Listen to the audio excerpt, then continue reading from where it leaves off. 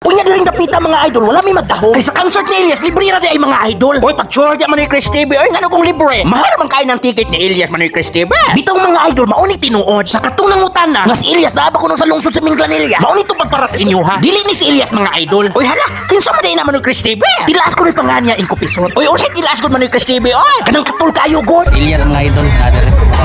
Dili na ko mailad naman ni Chris TV. Kay nakadungog na ko sa istorya ninyo ni ing kupisot nga si Elias dili na tinuod. Unya nangutan ng mga bata mga idol. Elias lagi na. Ang mga bata na kuryoso gid din tao sa personal si Elias mubo kay gahit mga idol. Unya gisudan ng concert mga idol. In fairness mga idol, kung ato kay move ni Elias, ligas ra gid og gamay kay iyang tilas. Oy man kasi bet naon jud ko nang iyang performance. Ayaw gid pamilok ing kupisot.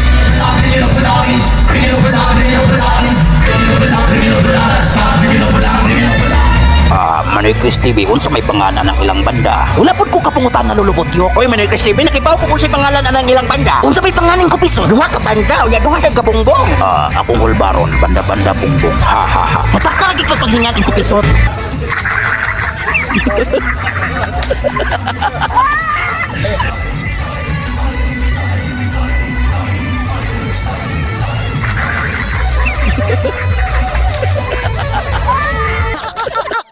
Nangoy.